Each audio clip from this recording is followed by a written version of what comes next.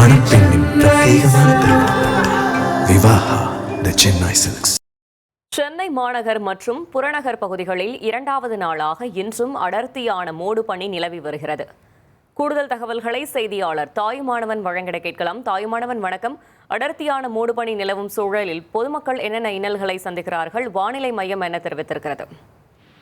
சென்னையில கடந்த சில தினங்களாக பனிமூட்டம் குறைந்து காணப்பட்ட ஒரு சூழல்ல தொடர்ந்து வெப்பநிலை என்பது படிப்படியாக அதிகரிக்க தொடங்கிய ஒரு நிலையில நேற்று முதல் மீண்டும் பனிமூட்டம் என்பது அதிகமாக காணப்படுகிறது.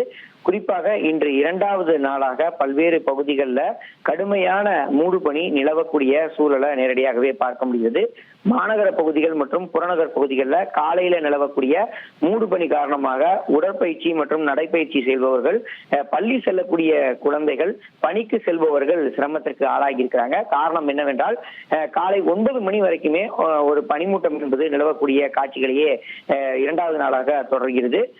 பிரதான சாலைகள்ல கண்களுக்கு புலப்படாத வகையில வெண்படலமாக சாலைகள் காட்சியளிப்பதால வாகன ஓட்டிகள் மிகுந்த சிரமத்திற்கு மத்தியில முகப்பு விளக்குகளை எரியவிட்டபடிதான் வாகனங்களை இயக்க வேண்டிய ஒரு சூழல் ஏற்பட்டிருக்கிறது. மூடுபனி காரணமாக காட்சித்திறன் குறைந்ததால நேற்றைய தினம் விமானம் மற்றும் ரயில் சேவைகள் பாதிக்கப்பட்டிருந்தது. இன்றைய தினம் ஒரு சில விமானங்கள் மற்றும் புறநகர் மின்சார ரயில்கள் தாமதமாக இயக்கப்பட்டு வருவதாக செய்திகள் என்பது தொடர்ச்சியாக கிடைக்கப்பட்டிருக்கிறது.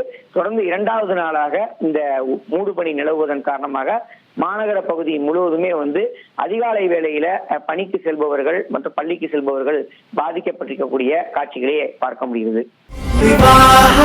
மணப்பெண்ணின் பிரத்யேகமான திருமணம் விவாஹா தி சென்னை சில்க்ஸ்.